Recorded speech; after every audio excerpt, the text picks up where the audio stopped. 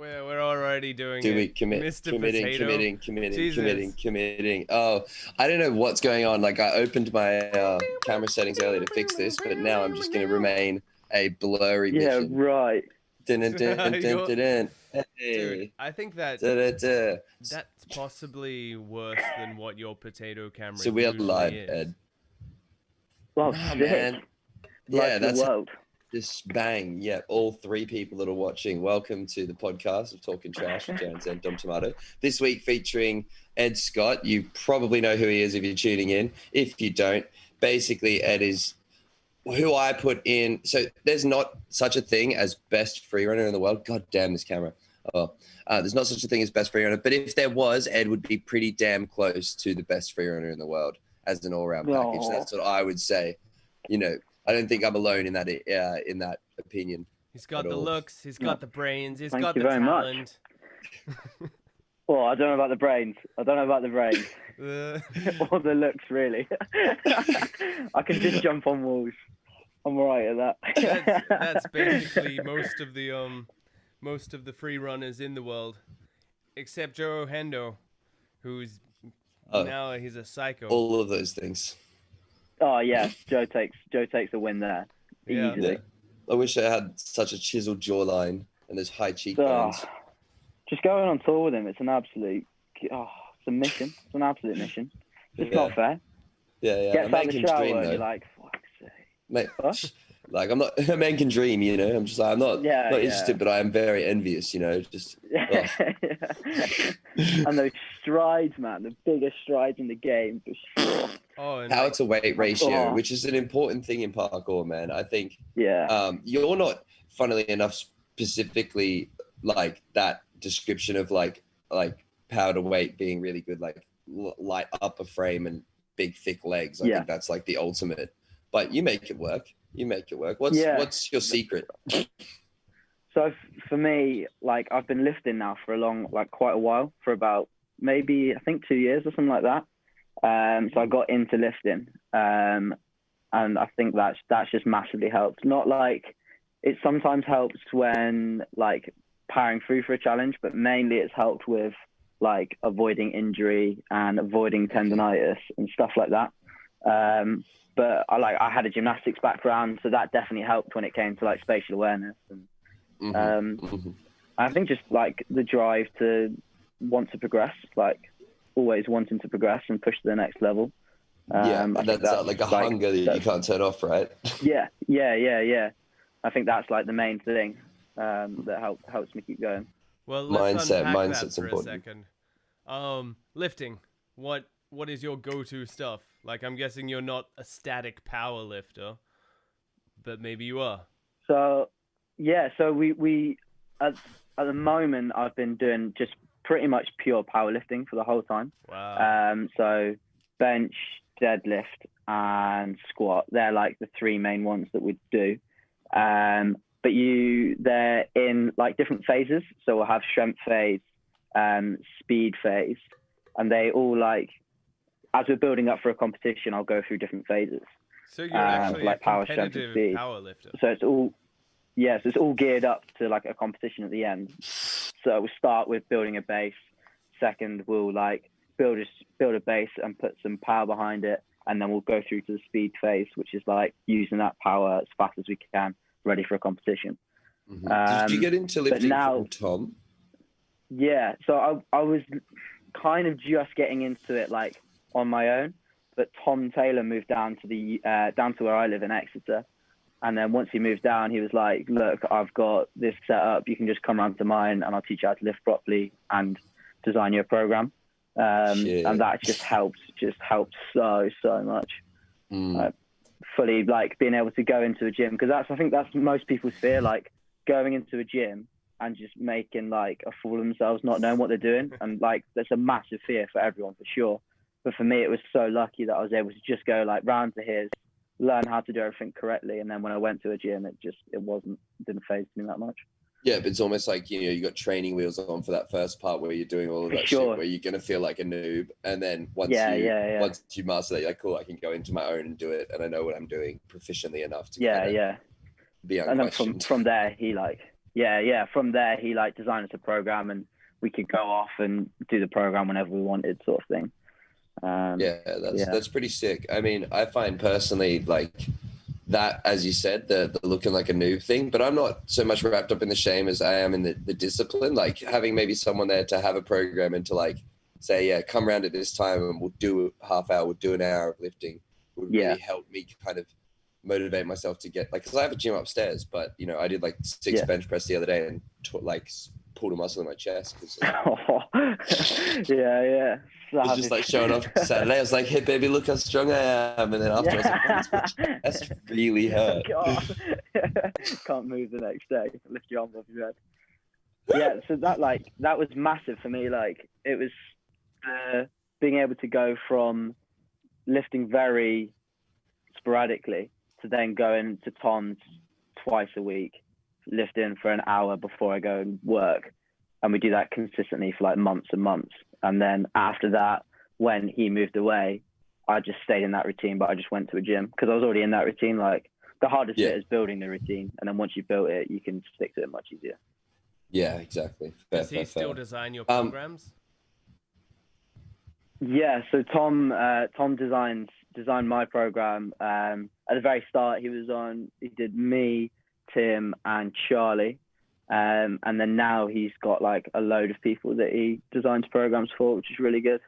It's really, I think, and he was on Joe as well. And I think once after NAPC, when me, you guys Joe, and Tim, like won all 3 of the events, he was just like, this is perfect for me because now I can go look like everyone that's on the podium. I train to do this lifting, and it's obviously working. Obviously effective, like proof is in the pudding, kind of thing. Yeah, exactly.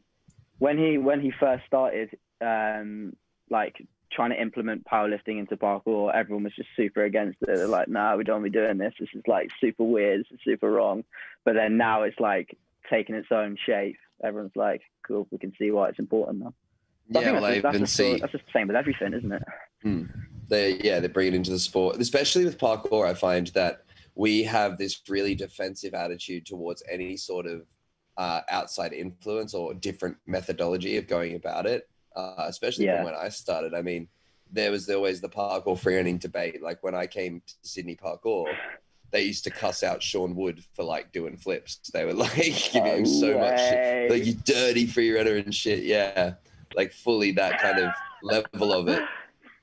And it kind of had died down a bit by the time I was training with everyone. But then, it's been like everything, like Redbull sponsorship, right? When that first came up, that was not a popular thing within a lot of the community. They were like, nah, get this shit away from our sport, blah, blah, blah. But it's like become a really like, you know, probably the most highest, and almost the highest acclaim now as an athlete of a thing. And like, I think, you know, the way you can use it for training and stuff like that has been implemented to many, many athletes, and the way it's like the positives have all been encompassed in the sport now. And same with like the fig shit.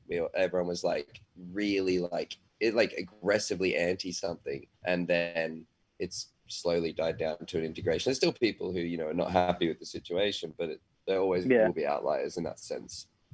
Yeah, definitely. I think I know you had Joe on talking about the fig thing, and he talks about it very, very well, like his point of view, because I went out to a competition, me, Tim, and him we've been out to a couple competitions for the fig, and we've spoken about it a lot, like the fig competitions themselves, and like going out and meeting the people, and they're just nice people that are trying to do something positive for the sport. And I think the main thing that I can see why it might be a negative thing is if they're able to implement like some sort of coaching program which doesn't allow other programs to run at the same time. I think that's the only thing for like gyms and stuff. 100%. But apart from that, Stora is still going to be making videos. You're going to still be making videos. Like the whole community is still going to run the same. Just competitions might be a little bit different. Some competitions might be a little bit competitions, and that's what I think it is that like I've always been under exactly that attitude with all of these debates. Are like, will it affect me going out tomorrow and training at like the spots I want, or meeting up with my friends and training and doing parkour? No? Okay, cool. No. I don't really care what you guys do. I'm Yeah. just going to keep doing the jumps. Isn't that Yeah, your yeah, general for sure. outlook on life, though, Dom? You're like, will it affect my jumps? Okay, well, no, good. Somewhat, probably, yeah. I can relate to that. Well, yeah, I mean, I'm always threatened, I'd say, by Ed, but in the sense of like, you know, I've been comfortable in like hardest working, even though I'm not hardest working athlete title for ages, and then Ed comes along and he's just pumping shit all the time. Like, fuck Ed, I have to work hard to make it look like I work hard. Man. Mate, I cannot wait for this Corona thing to all be done, because I can't wait to train with you, man. It's gonna be so much fun. It's gonna be wild, man. Because like, obviously your Instagram and like constantly pushing out content, and it's so sick to see. So well, it's like you were saying earlier, man. You just, when you can't get enough of something, like it's really just like your addiction to progression. Like people sometimes ask me like, how are you still doing it, or how are you still pushing? I don't understand how you're still pushing. I'm like, I don't understand how to not. Like, I wish there was a part of me sometimes it was like, I could just, like today I was like, I'm just gonna go out and chill, I'm not gonna do anything, and end up blasting a whole bunch of massive shit. It never happens. I go out and like, I'll just chill with the guys today, just like do some basic jumps, and then someone goes, Carl, that would be cool, and then you're like, right, I've got to try it now. Yeah, you know what, it would be cool, so we're gonna make it happen. Yeah. Have a go. Do you ever suffer from like overtraining injuries and stuff like that? Like where you kind of will go too hard for too long and then the next day not be able to kind of back it up, or like have you got kind of more of a scheduled regimen? Yeah, kind of. Sometimes like I'm usually able to go pretty consistently throughout. And I think that's just because of the nature of the sport. Like we don't do massively long runs.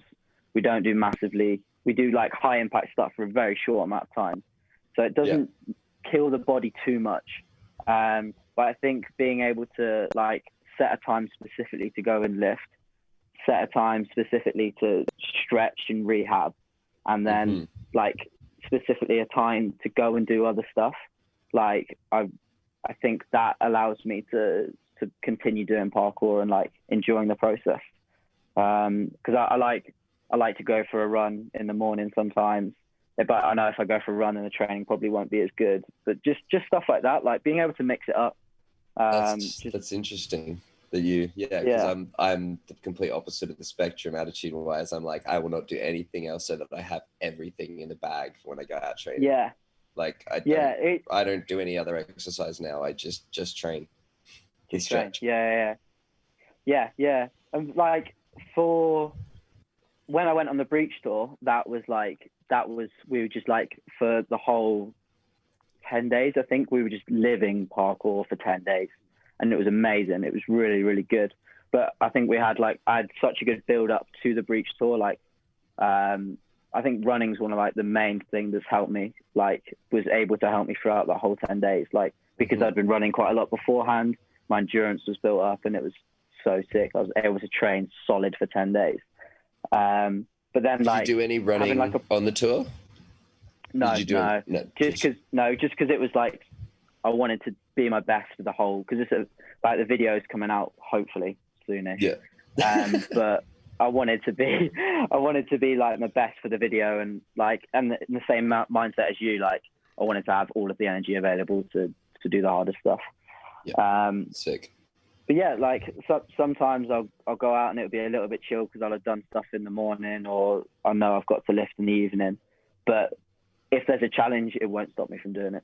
Like all of that kind of goes out the window if you're like, get excited. There's a massive plyo here, go and try it. Like, it all just goes out the window at the end of the day.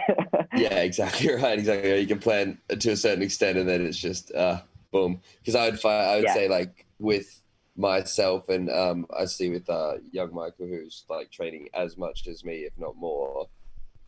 Is like we sometimes just get too excited, and either we should be chilling on a certain like niggle or injury, or just simply hours. Like we just, we'll do like a heavy session in the morning, have a little break, do a heavy session in like the afternoon, and then we'll be like, well, let's finish the day with a couple of massive drops or something like that. And just like by that point, the body's just like, I don't want to get out of bed. Like, or you feel it in a certain point. Like my hip will get really, really tight, which will pull on my ITB, and then the next day won't have as much explosive power, and I'll have to work on like getting rid of that. Yeah, definitely. But I imagine like the more you train, the less you suffer from DOMS. Like if I have like a period off and then train heavy, then when I go back to training, it'll hit me like a brick wall. But like if you continuously stay training or doing something almost every day, you won't suffer from it unless you do like massive drops like you do. Then that's just like heavy on the body completely.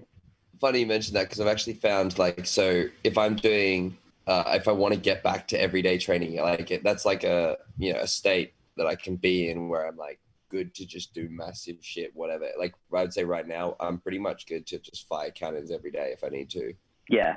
Like, and you have been. Myself through November. Thanks, man. I just seasoned myself through November. Like, so what I would do is I'd have like a more intense period, and then I would have actual days off where I did the recovery time.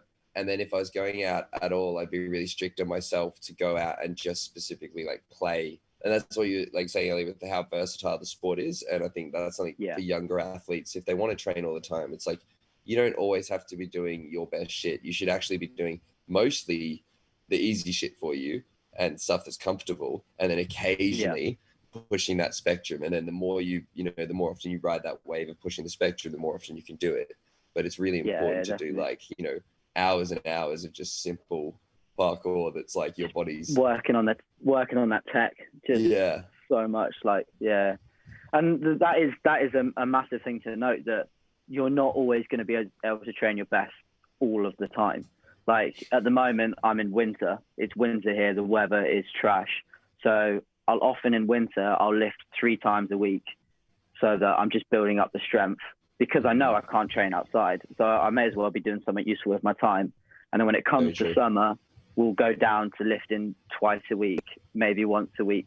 Because at the end of the day, I want to be a parkour athlete. I don't want to be a powerlifter. I want to, exactly. I want to be able to train my hardest when I can. At the moment, I can't really. The weather's just shite pretty much all the time. So I lift pretty regularly. Well, 2 quick questions with that. So what age would you recommend younger athletes to like start lifting if they were to get into lifting? You know what I mean? Like what's the age appropriate time? Or if you were doing lifting at a younger age, maybe no weight, or what's your thoughts on that? Yeah. So honestly, I probably don't have the knowledge to back it up. I just, from my experience, I probably started lifting when I was around 20, maybe a little bit younger, and that seems pretty perfect to me, just being able to build up strength.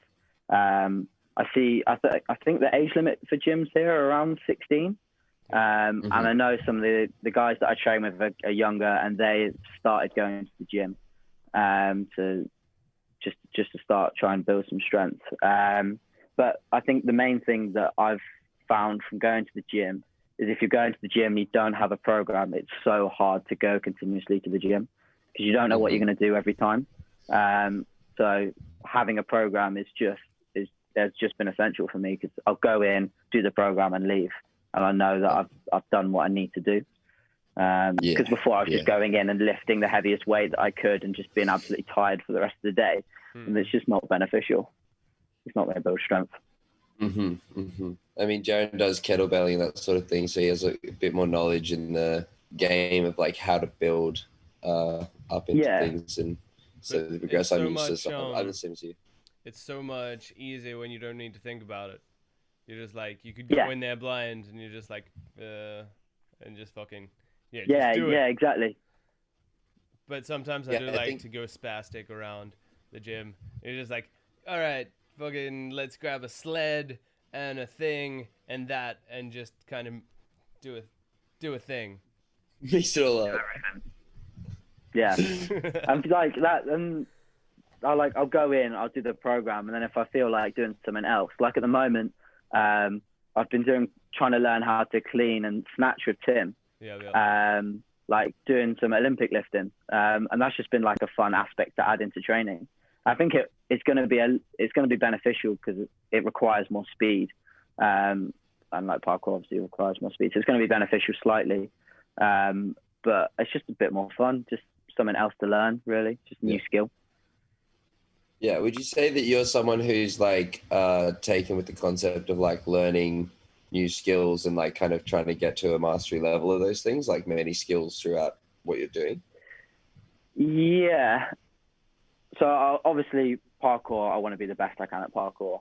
And then from there, I just enjoy trying new things, and like getting competent at them, not like mastery in each and everything I do. Yeah. Just being competent in it, just like being able to go to the gym, lift correctly, know what you're and have fun doing it with those new things. Yeah, exactly. Like I've recently got a BMX, and I'm trying to learn how to BMX now, and it's just super fun. Like skateboarding, it's just fun to learn new things.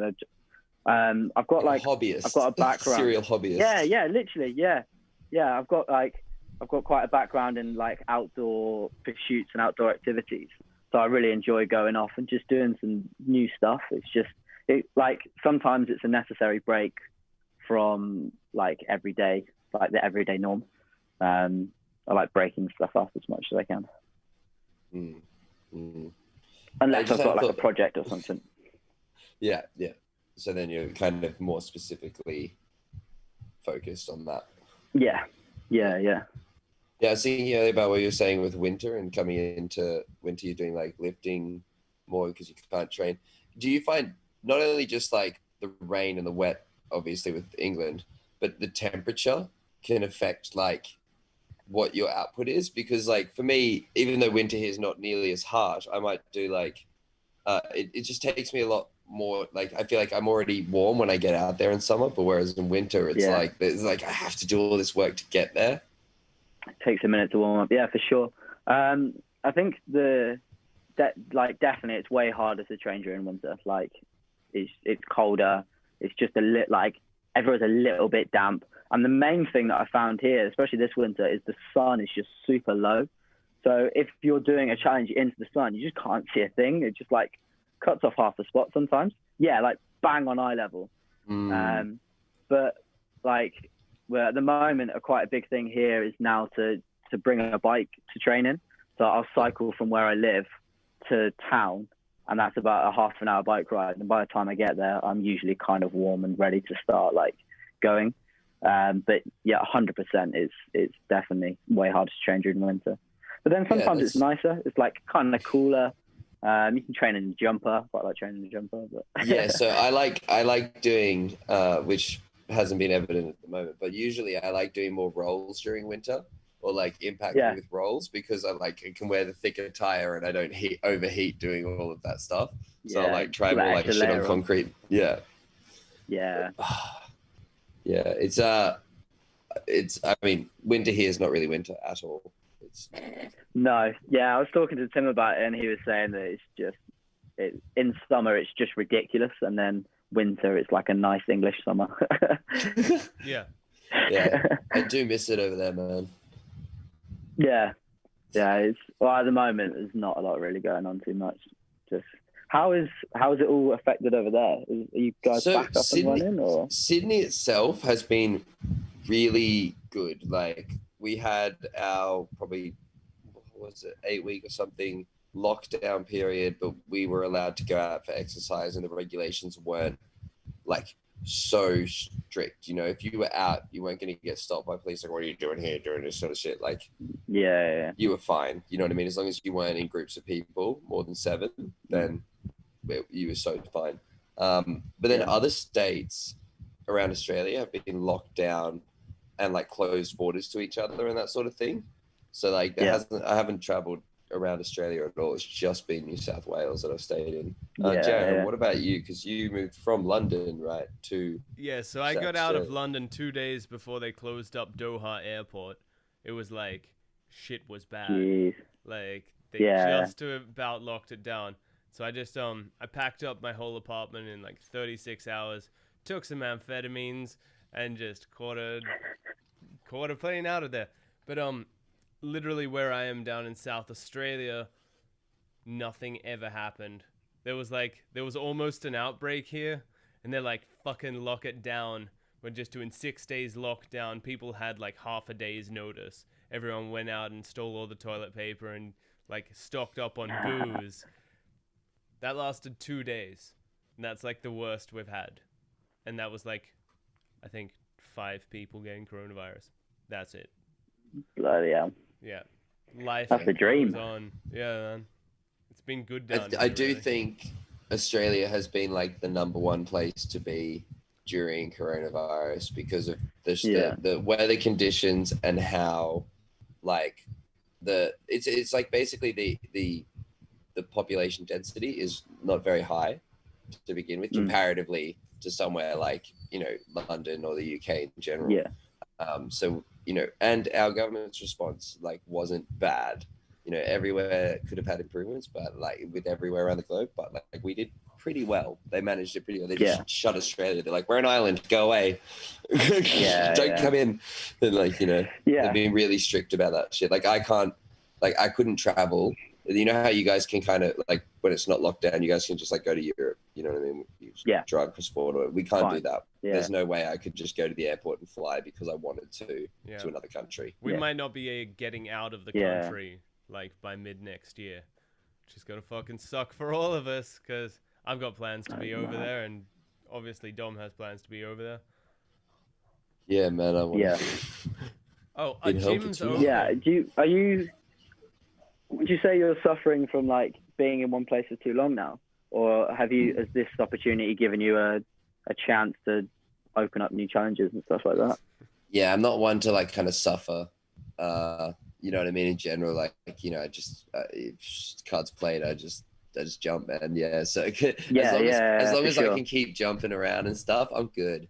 I'm good. But there was a few times where I did have like this really big like kind of sinking feeling or down feeling about not traveling, and like I couldn't really tally up what it was. I'd just be like feeling shit, and then for a while, and then I'd be like, you know what? It's because I'm in one place doing like with the same faces and blah blah blah blah blah. Yeah. But then my girlfriend and I just do something to change it up. You know what I mean? Go away for a weekend or whatever, and then exactly.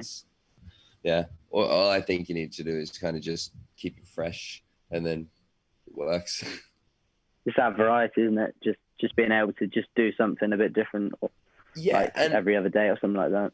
And I think we've, you know, taken this opportunity this year to really capitalize on like planning for next year, and also like what I can pursue as a career and more tangible kind of like, so like we're looking at merchandise, not looking at merchandise. We've literally sent off and got back the quotes for the merchandise. So we're in that process, like, you know, weeks away from releasing that.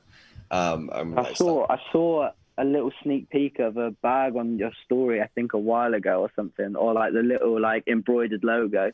Yeah. So we went with some drafts, but then we decided if we were going to make some products, we wanted to make it a little bit more personable and a little bit more like iconic to kind of who I am, as opposed to just like a tomato symbol. So we went back to the drawing board, got an artist, I did up some concepts, and then sent it off.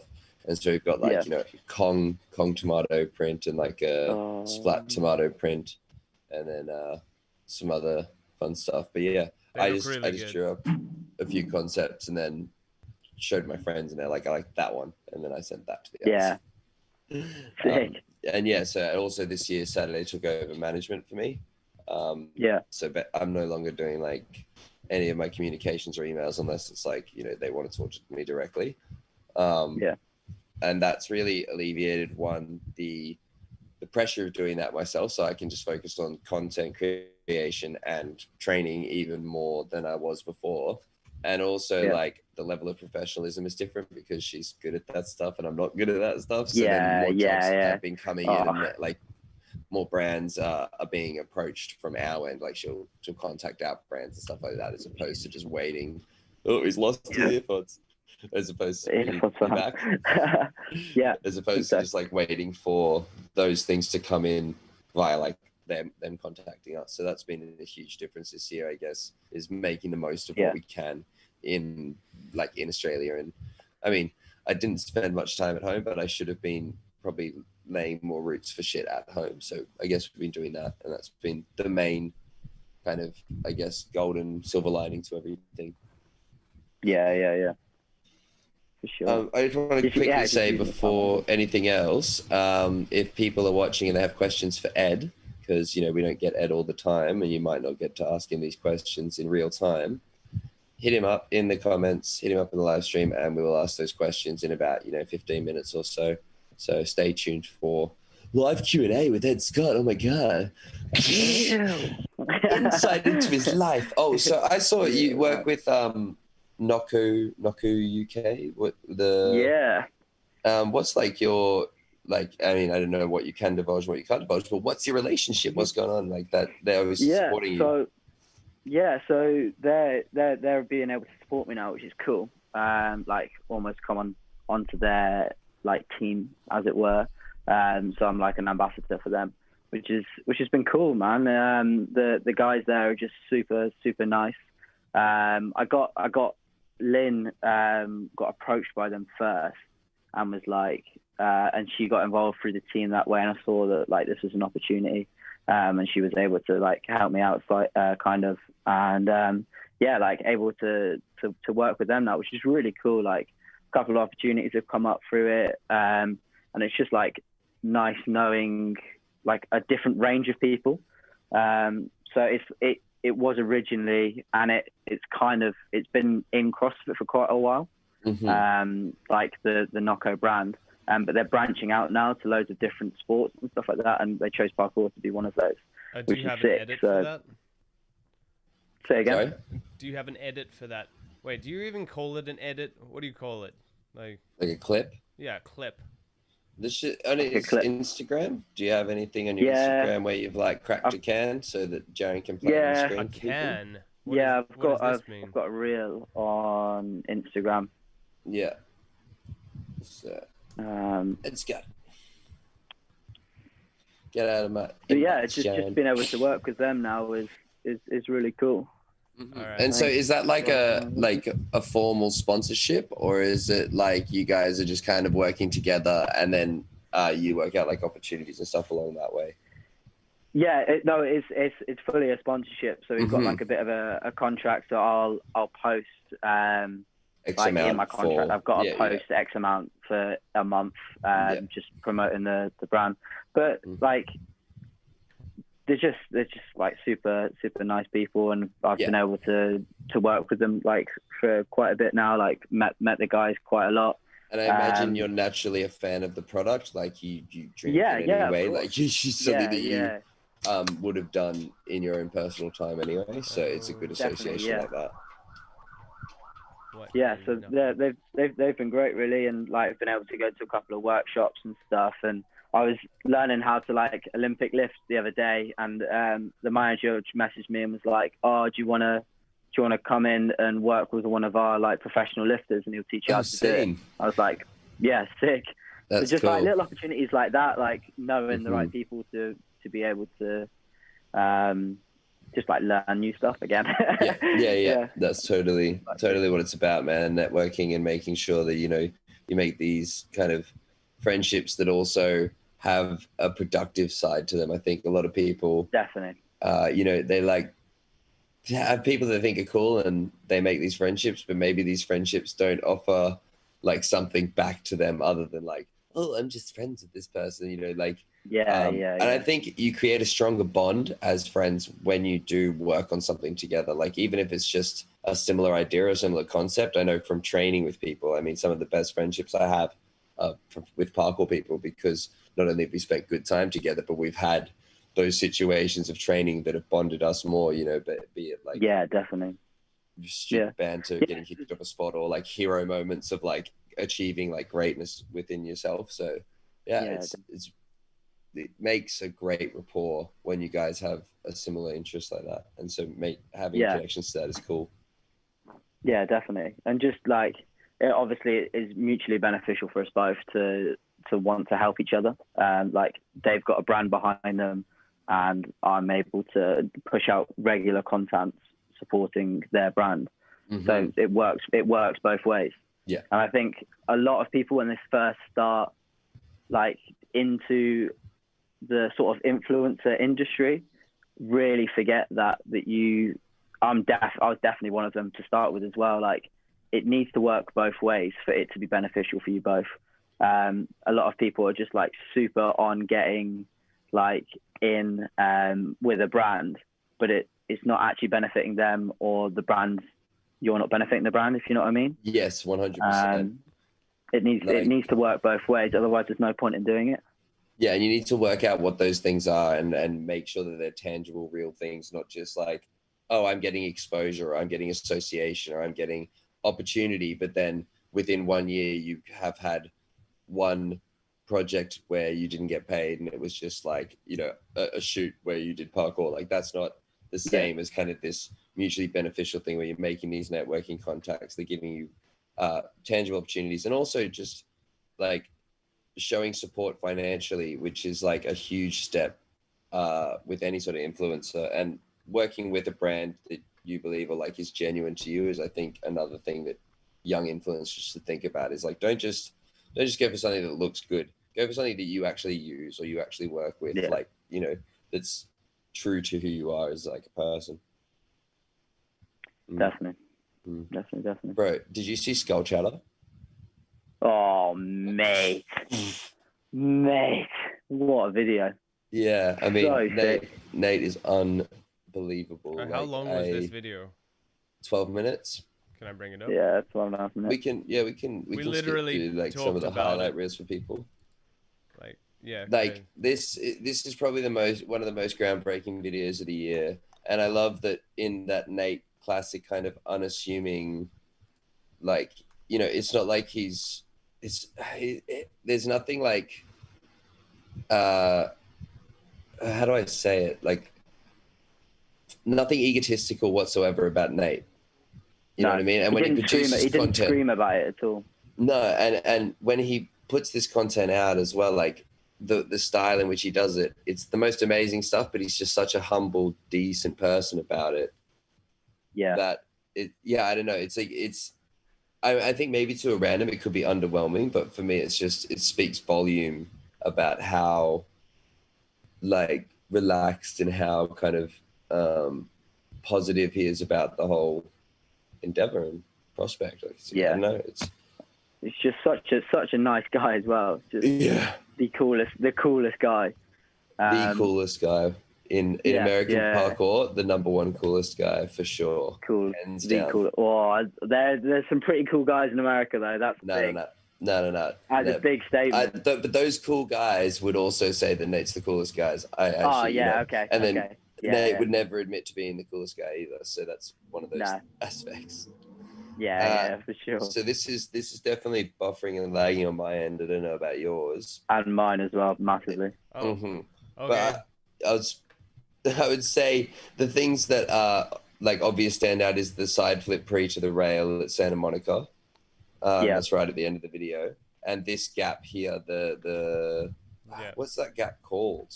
The skateboarding gap. The water towers or something like that, isn't it? Water towers. I don't know where it's near LA apparently. Apparently it's close to where he was living. It's about 45 minutes from where he lives. Oh wow. Yeah. But it's such a sick gap. What amazed me about the whole video was just like, I'm used to seeing him do so many flips and stuff like that and just some crazy next level twists.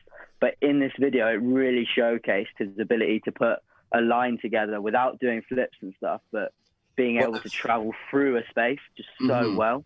One of the younger guys said that to me as well. They said like, he was like, man, I didn't know Nate was like so fantastic at parkour and like line construction. I was like, yeah, I mean, to me, you couldn't do what Nate does in free running without a huge index of like parkour knowledge and skill, because he does like flip precisions and things that require like fundamental parkour training, like things that you couldn't do like without it, I guess.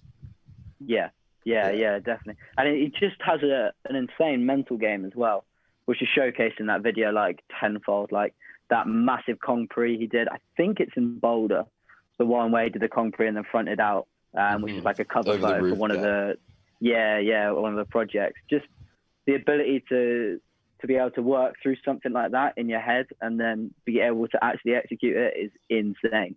Yeah. Like, it looks mad. It looks mad.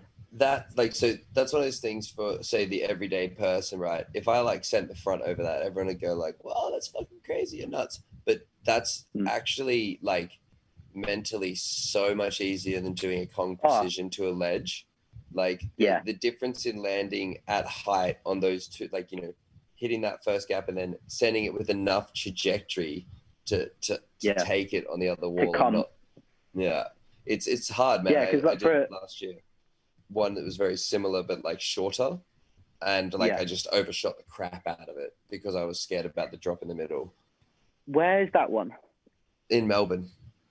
Yeah, because I think I've seen that one a lot. Because Liam Cressy. Yeah, Liam Cressy. Well, like over bounced it like mad. And then went back and did Marcus Wilson did that bail first back in the day, like a year ago. Yeah, exactly the same bail, wasn't it? Yeah.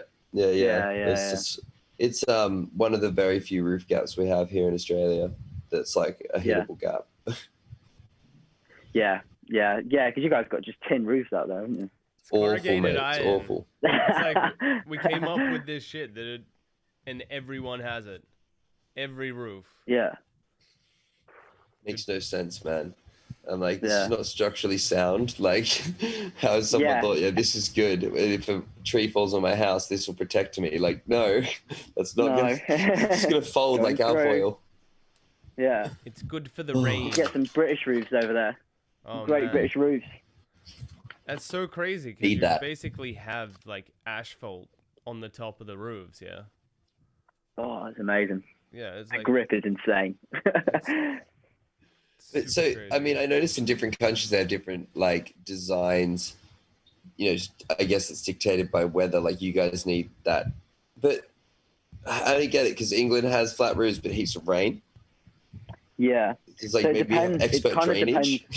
Yeah, well, maybe it kind of depends where you are. I know in a lot of the big cities, the roofs are mostly flat.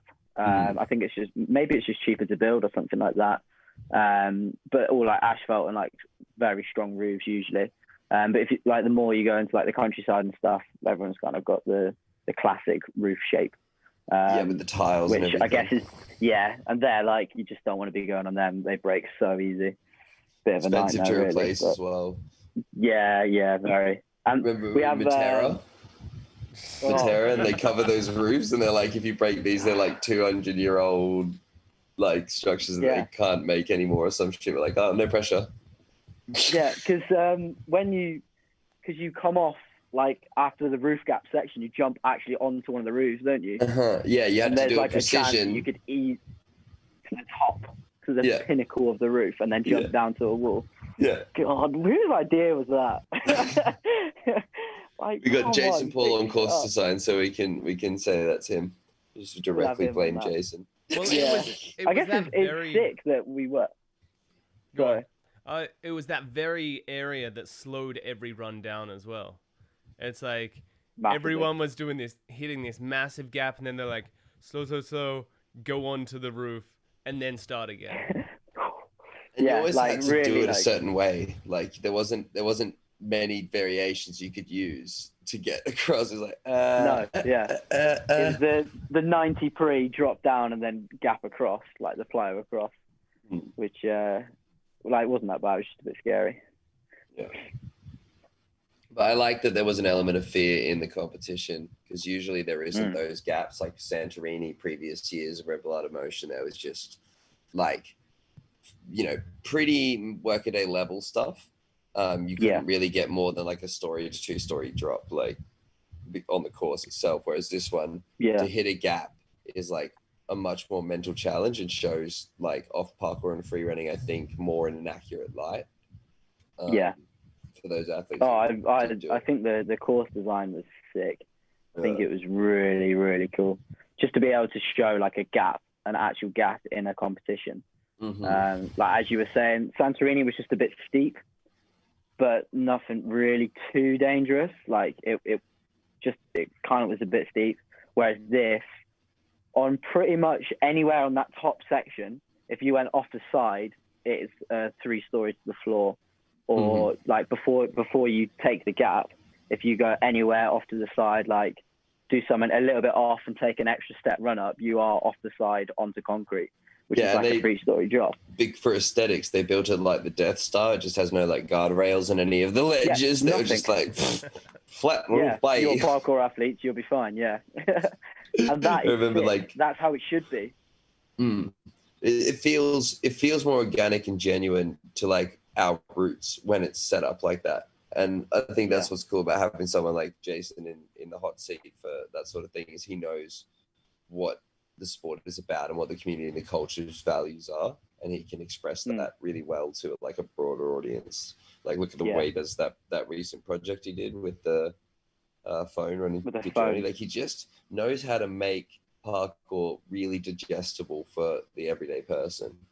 Yeah, and then have little aspects of things that the only parkour people would understand how awkward it is and hard it is. Very esoteric. But like just sprinkled in. Yeah, he is the GOAT, man. He's so good. So good. I 100% will. He's the GOAT, bro. He just knows, like industry wise and like content wise, number one. Like he's so visionary. Just always been able to come up with something. Yeah. Should we go through and have a look at each question, Fred? Of course. Questions. Like that. So shout out to the first question that made me chuckle, which was from Callum Archibald, which is this the real Ed Scott? Yeah. Yes. Certified? I haven't got a blue tick on Instagram, unfortunately, so you'll never know. You'll never know. You'll never know. It's going to be the fake account, Ed Scoot. Ed Scott with 3 T's, not 2.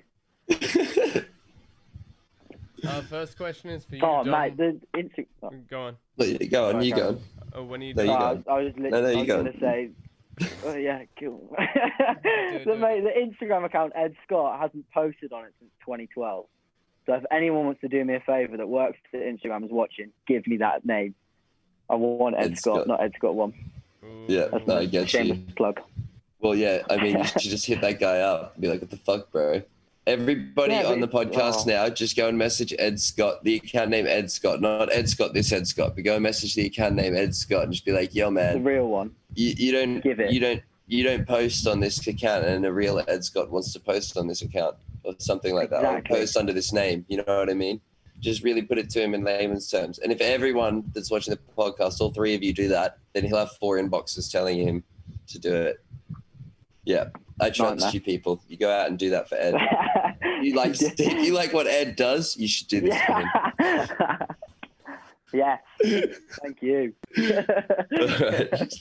Sorted. Go on, Jarran. Go on. All right. For Dom, when are you doing a triple front outdoors? Please do that soon. 2025. Can I say 2025? Good. Honestly, trajectory. Yeah, well, I mean, like by the way the progression standards have gone, I should be able to triple front Maruba in like 5 years. Is that the one you did double front open? Yeah. Front open front. Yeah. Okay. Yeah. That's so messed up. So it's not though. If you think about it, right? Basically, I've never done it before as well. I've never done front open front. Like I've never done double front off that high. But the theory was all I have to do is get myself into the dive front position. So if I do front 5 and just look out at the ground, then I'll be in the same dive front position and I'll have the kick of the other rotation to kind of definitely get me around. So I just use logic. Judge it. I guess you've been absolutely ripping the front 5s recently as well, like the 1.5. Yeah, so that's where I got the idea you've got the knowledge behind there. Yeah. Yeah, I was just doing heaps of those, and then I was like, oh wait, this works. Is that if I could just move it here? And then Yeah. I mean, I'm not into like finding, especially now in training. I don't know about you, but I'm not into finding preparations for things. Like I don't like to find exact replicas. I'm like, look, I've done X, Y, Z. That makes a formula that'll work. Yeah. And then trying that. Yeah. I think I'm probably. I think I might be the opposite. Go to gym, work it all out. Yeah, definitely.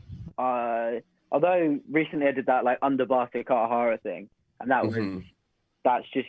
I was at the spot and Joe was like, "Oh, you could probably do that," and I was like, "Oh, yeah, it's gonna feel exactly the same as I've done this and I've done this." Like you said, it makes that. But if I'm found something that's like really scary or something that's like might not work, then I'm fully about prepping it. Like, I've done a couple of flip prees in Bristol recently, and there's a spot in Bristol which is called Train Tracks, which is like just literally train tracks on the floor. I've just been going there like a couple of sessions, just absolutely drilling flip prees to rails and then taking them onto a rail. But yeah, if like the good example is that the half a horror thing, so the cartwheel, just absolutely drilled that in the gym for a while, just to make sure that I fully had it. Because it looked like, you know, just like I'd never really seen you do it because I just hadn't caught the stories or caught the gym clips or whatever. But then it was just like, you just did that. Fair. Yeah. Okay. Oh no, I kept that one. I kept that one fully quiet. I was like, oh, this is sick. This. I'm not letting this one get out. I'm so bad at that. I don't know how to like keep shit on the rats. Like, if I have a plan for something, I like message other people. I'm like, I'm going to do this. Do you want to come? Yeah, there is an aspect of that I really like. But I was lucky in that sense because I was doing it for a video. So the people that I would probably have invited to come and give me a bit of moral support were there anyway. Although saying that, when I actually did it, it was only me and Kai because Tim and Joe had to go off because they thought someone was breaking into a car. So they were off anyway. And I was just like, I need to just do it now. I need to go now. And then, like, you know, the way you like send stuff, you just, when you're in the rhythm, you need to go. For sure. Dude, doing that all with like a headlamp on in the night as well is just levels. Like, personally, that's like a massive throw off for me. I'd be like, darkness. I'm like, I'm out of here. You go home. Yeah, it wasn't ideal, I'm going to be honest. but that just adds like insane levels. Like if you know about that shit, you know what it's like to do flips in the dark and not be able to spot your landings. It's like, bro, well done. The worst bit was the floor and the sky were pretty much the same color. So going over in rotations and stuff, you're like, not a clue. Is that the floor? Like, which edge did I just pass? Like, yeah, literally, it was pretty horrible. But I went to the location. I was like, Kai, I reckon I can do this, this, and this. And he was like, that's sick. Do you fancy doing it as a night video? And I was like, yeah, right then. So he was the one that like put the idea in my head, and I'm so glad he did. Like, I think it would have been like a pretty good video in the light, but having the darkness there, just like as you said, added another aspect to it. Yeah, definitely created individualism. Like, as well on the art side of things, like it made it its own little piece as opposed to the standard parkour video. Like it's like, well, it's got that edge. Yeah. And the weirdest thing for that one was like I was doing stuff at like 2 a.m. Like the hardest bit was like staying up and being able to like perform really high level skills at like midnight. That was hard. It's like toughest for you at all fucking hours. Yeah, that's crazy. super late. Yeah. Turned into a bit of a night shift, but it was good. It was really, really good. Really enjoyed that project. Yeah, I love that video. Classic Edge Scott video. Well, one. Edge Scott one. What up, Jarran? There are so many good questions that I actually am just going to go no chronological order anymore. Because one of them, which is, what are you do before doing a dangerous trick? Like the one biggest trick on SPL 2019 North American Parkour Champs. Yeah. Where you that was on the second try. Yeah, so that was the Soukful. Again, prepped it to mats. Knew that I could do it. Did it like maybe 5 or 6 times to mats. To like thick mats, and then was like, I know that I can do this, so didn't do it anymore. And then in the competition, did like a round off kind of to the floor, and then just did it in the competition. It's one of those things that you don't want to do it a lot. Like, it'd be nice to have it on lock all the time, but it's the concrete, it's a high level skill. You're doing a 1.5 somersault from your hands with a 360 in it. It's pretty messed up. It's brutal. And then to come down, honestly, I don't know why I did it twice. The first time was good enough, and then the second time just lapse of judgment went too far to the left, and I could not believe that you were like okay from that. Like, yeah, me Jesus neither. Christ. Me neither. Have you seen that, Jarran? Yeah. No, I haven't. He does super full. So he does well, all right, NAPC something on YouTube probably. Yeah, 2019. Where's like the easiest place to find it, Ed? On Instagram. Well, I don't even know on Instagram actually. Because you have to scroll. Because you post a lot, so. I post. I do. Got a problem. Can't stop posting, mate. Can't stop. It's helping my life too much. Yeah, it's doing me too many favors. It'd be Big Trick. Geez. So. Big Trick. Was it in? I think it's in best parkour. Yeah. Best parkour competition in the world, right? It's in that because that's where the. Yeah. It should be just in the. See the story video. Good old story covering things for sure. Yeah, if you go to like the last 10 minutes of the story video, it should be there, like somewhere there. Oh, this is a year before. Maybe. Okay. Maybe it's wait. Yeah, it's 2018. But no. Oh, okay. That was the year before. Bastards! How dare they? Yeah. So Modus instead. Mm-hmm. Yeah, it should be in there surely. But yeah, I ended up doing a super to my leg. Yeah, so his knee like bent the wrong way on the thing. Click it. Just commit. Okay, that's Kai. Is this the prep? There we go. Yeah, so there you go. So that was a back one. prep for it. And that'll answer that guy's question about how did you do it. You just do it enough times that it's locked into the cannon. That was the move. That because I was going to just do a Cartahara off it, and then I was with Joe, I think, and he was like, "No, you could definitely six full that." So so that's what I was going to do, and then he was like, "Yeah, no, you should full it," and it came round pretty easily. See right at the end if it is there, if they did show, so it looks like this is the comp footage, so there should be, that's I think where, see that shocked face, I'm pretty sure that was when Ed, if you go back, Jarran. Oh, you're talking to me. I'm talking to you, yes buddy, you're part of this there you go, too. it was mad. What's his face? That was double side pre, Max Ansel. Double side pre. Oh my god, Max Ansel is a weapon. Yeah. There it is. And then Oh, it's Melon. So if we go frame by frame. I can't go frame by frame. If we go frame by frame to this. I can't go frame by frame. I don't know how to do anything. Well, they only show this successful one, so this has all been a waste of time. Oh, it's basically Melon. Ed bailed it, and but that's sweet anyway. Cracked his knee on that box on the left. Yeah, makes sense. And somehow was okay because he's a fridge. I think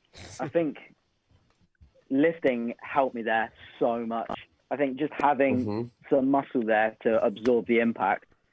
My leg, I watched it back. Yeah, I watched it back and fully just bent the leg round. It bent the wrong way over the edge and then rolled off.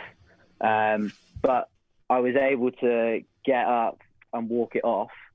And then I got back into the back room, and one of the guys who's a trained PT and physio was able to fully just go and have a look, and didn't feel anything wrong with it at all. I just had a massive line on it. And then 2 days later, I was able to train again, to an okay level without real pain. And then by the time it was the fourth day, I was just back to training normally, which, yeah, it was mind blowing really, because I thought that I've really, really done myself a nasty there, like done some. I was worried you broken some damage. My first instinct was like, fully, that's a break.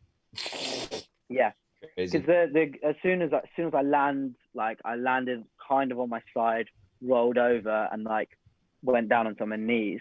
The guy was like, "Are you okay? Are you okay?" I was like, "Mate, I don't know."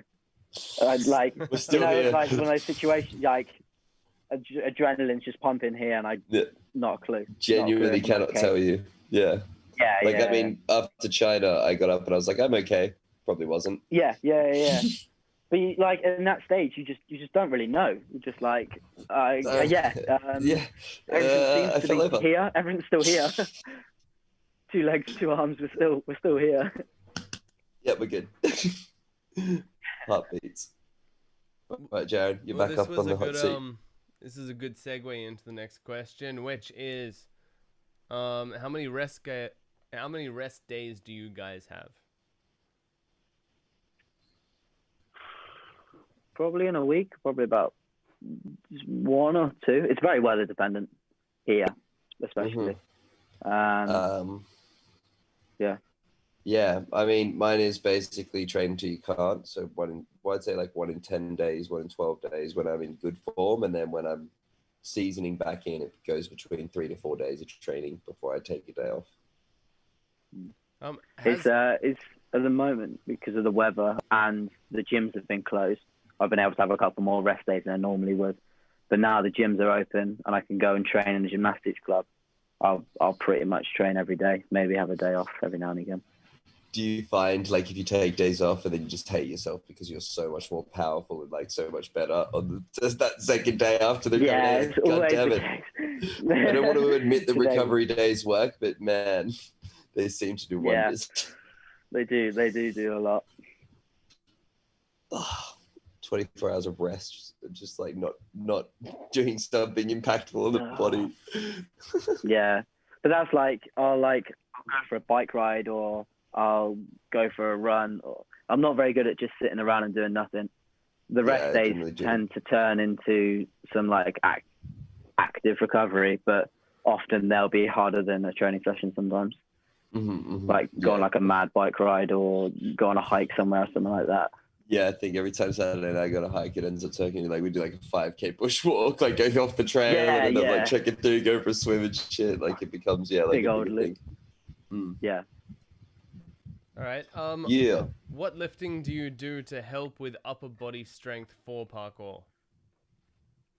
So the main one that I do is to get guns like that is I do I do weighted chins and weighted dips. They tend to be the best ones for me. I do bench press as well. But the weighted chins and the weighted dips really help with climb ups.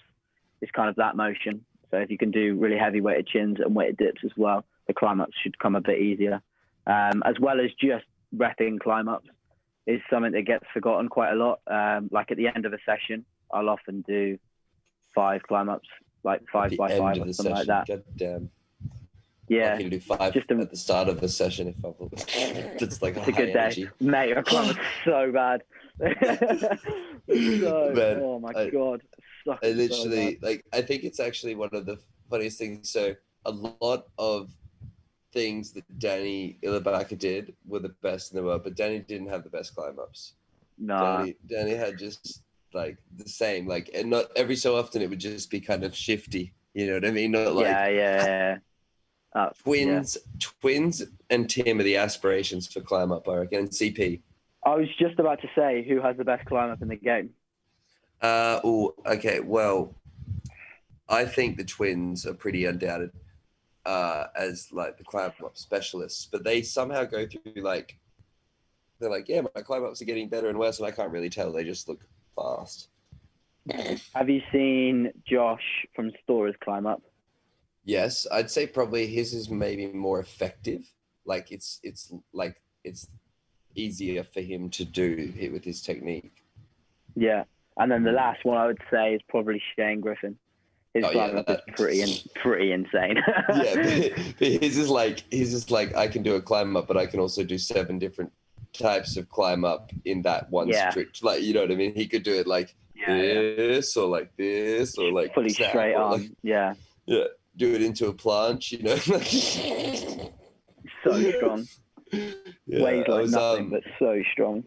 I was stoked to see him like really getting the recognition and like getting his name out there more with parkour, because the style of parkour he does is so unique and also it's so sellable. Like, you know, Saturday Watch is just like, why do I see no one else doing like that?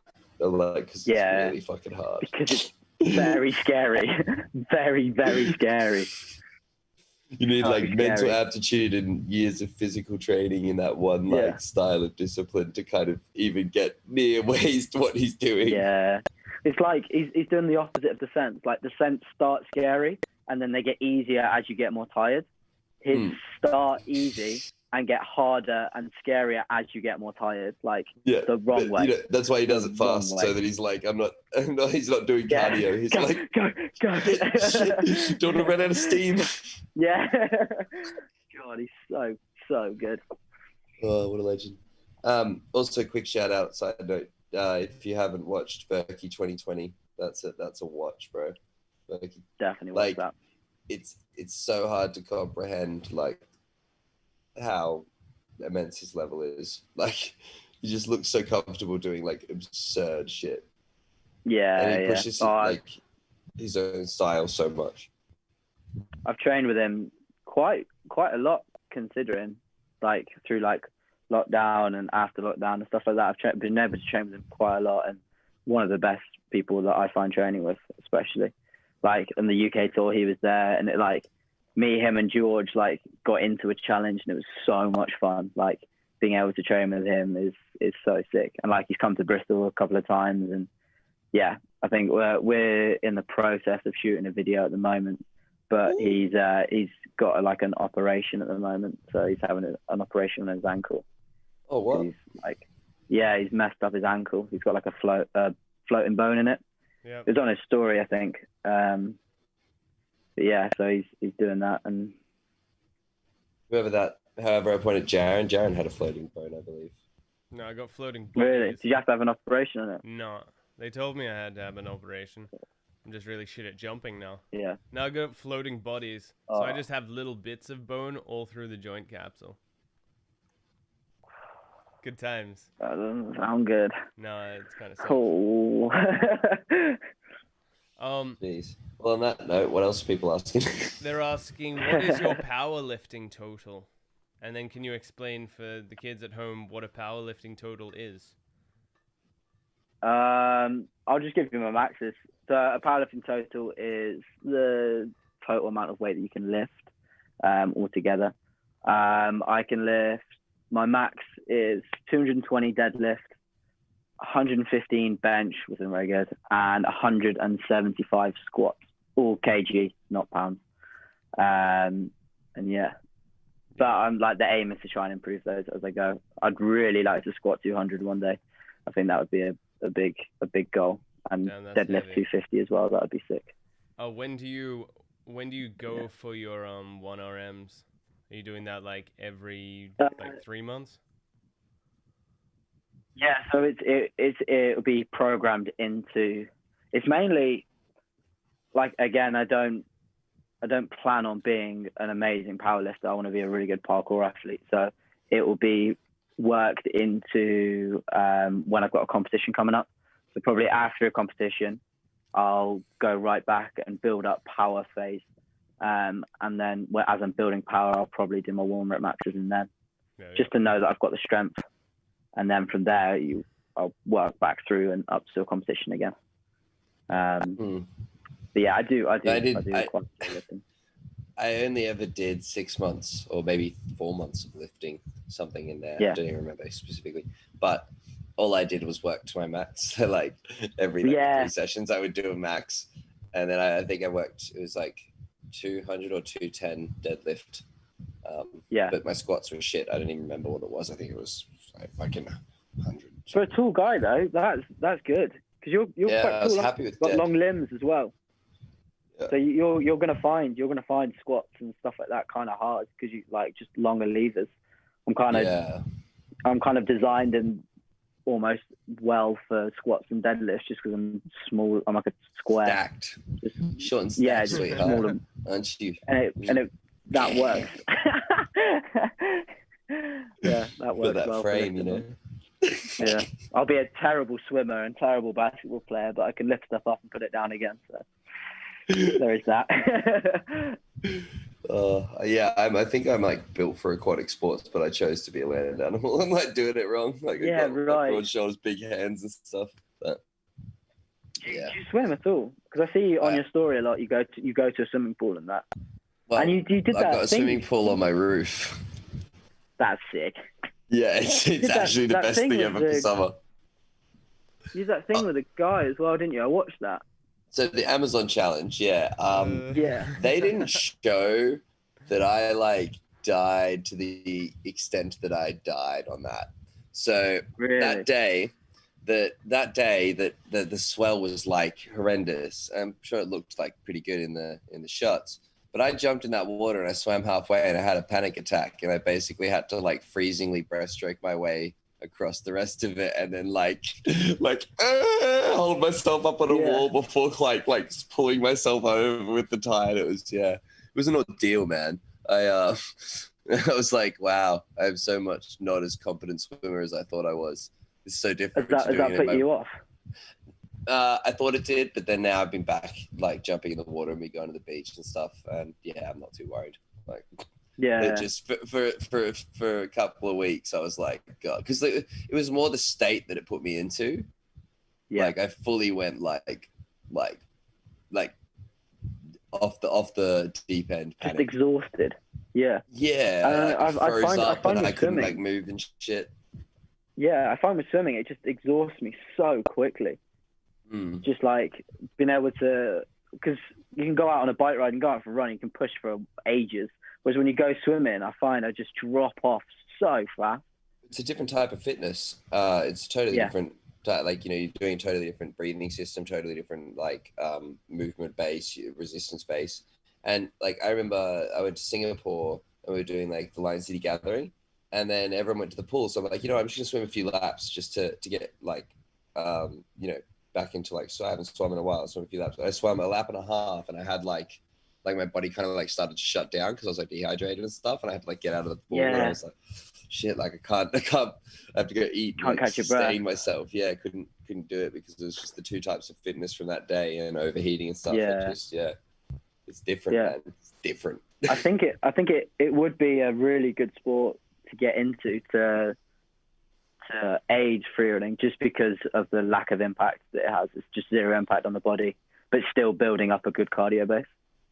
See, that's what I found, like just cruisy swimming and doing like breaststroke and really basic stuff, but just working on my kicks and stuff has really helped my ankles. Like after I have a long session, if I just go up and I just do some kicking and stuff like that, and just like wading through the pool, and even some like jogging and like aerobic stuff in the pool, more than traditional swimming. I'm finding that's helping my legs recover. I didn't even think of like ankle flexibility and stuff like that. It's good. Mobility, get those kicks, mate. Mine get jammed a lot obviously with the style I do. If you know those incorrect landings or any kind of minute, if you're off by a little bit, it just starts to compress the ankle joint. So I have to spend a lot of time like stretching them and re-alleviating that. Yeah. Have you how is your body? 100, like best it's been ever. Occasionally, if I don't stretch after training, my ITBs lock up really fast and my hips lock up really fast. But that's like, it's all muscular and it's all like trainable. Like it's all just me being lazy. If I do the right shit, then I'm like over the, like, I don't know. This last month especially, I've really like, because I have so much knowledge as to how to like build myself up and how to do those processes. And then I came out of like a job that I've been doing for like a month and I was in full health already because the job had kept me at full health. So then I just was able to build back up and just push. And so now I just feel like stronger, lighter, and probably like, you know, healthier than I felt in a long time. Have you had any like tendonitis or anything like that slipping in, or have you been able to avoid that? I wouldn't know it if it was. Like, if I sit in a car after training, my knees hurt. Like, if I sit there for half an hour in that position, my knees hurt. But as soon as I go home and stretch, I don't have any pain. Or as soon as you get out of the car and that sort of thing, which I put down to like tension. I don't think it's tendonitis. I think I would know if it was tendonitis because it would feel different to like pulling. Persistent, I think, just continuous. Yeah. Like, I don't think I'd be able to alleviate it with stretching and like trigger pointing. So yeah, I'd say I'm pretty tendonitis free. Sick. The dream. So no, I don't even know how, but the absolute dream. Yeah. So use my knees so much. Has like stretching and stuff like that, has that been installed from you since a young age, or is that something you've worked in, or? No, it's definitely young age. Like, with all the strict sports that I was doing in ice skating stuff, that was just a part of the training. You know what I mean? You do off ice strength and conditioning, and most of that is like stretching and mobility work and cardio work. Like, we wouldn't actually do much weight and lifting for ice skating because you want to remain thin and kind of lithe in your build. Fair. Just like a block out there. It's good to be able to carry that through to the sport as well. And it's almost subconscious as well. Like, I just do it. I'm like, I need to fix this, and then I just start going to work at it. Yeah. That's it. Yeah. We got any more questions, Jarran? There's only like one good question left, which all right. I've gone through them all. No, it's just have you guys ever slept at a spot apart from Santorini? I don't know why apart from Santorini, but that's the question. Okay, we did have an old challenge back in the day where we were going to sleep on the wharf, but I don't think we ever did it. I guess a hammock, that would be nice. You set it up. Yeah, exactly. Just tie it between. Be sweet. Yeah. I mean, I've slept in tons of gyms, if that counts. Like, that is a spot. A classic traveling around, going visiting gyms. You sleep in the gym. But I don't think I've ever slept outside at an outside spot. When I was 17, it wasn't like I went. So I slept at a spot, but it wasn't like because I was training. It's because I knew that there was like this little alcove that I could sleep in. So it's this random thing when I was 17 where I was working across town. And so I just like tell my mom that I was going to stay with my friends, and then I just go to the city and like explore during the night. Yeah. And then I just slept in like one of the spots, like, I'm here now, I'm really tired. So I'm just going to go into this little Capri spot and sleep under the little like alcove thing. Fair enough. So that's the closest I've come to probably sleeping in a spot. But the one standout story I have in that is Sean Wood. One time we rocked up at a national gathering in Brisbane, and like, you know, the jams arrived for 9 a.m. at the spot, and I think Sean just got there at 7 and just passed out under a tree until everyone arrived. Just made everyone arrive. He's like, "Hey, what's up?" Brilliant. That is sick. Yeah. But yeah, I think that wraps up on those stories that I have. It hasn't been many sleeping in spots. No, I didn't really know that was a thing. I think people want to live that Stora life, you know. They're like, I'm gonna get sleeping bags and like just camp out on walls. Yeah. No, it's the they never slept at a spot. They sleep on the roof, don't they? Like they go out and they'll find like an abandoned building or something like that. I think it's safer to sleep on a roof than it is spot. Yeah, definitely. Spots are very public usually. Or there's somebody else's private property, so you don't want to be on there. It's like, so wake up and someone's on there, like in the kitchen, out the kitchen window, like, huh. Yeah. God. Well, Ed, that's us. That's us. All right. Ed, thank you so much for coming and chatting. I'm glad we got it to make it happen after so many weeks of me messing up and everything. You know, I still messed up the time conversion. We just did it an hour later than usual. Yeah, there have actually been people waiting here for an hour. Just for you, they've just been I can only apologise. It's not your job, right? Yeah, that was us fucking up. All right, Jazz. Thank you for having me on, guys. Some fun. Yeah. Really appreciate it. And Great to see you guys again. Yeah. All right.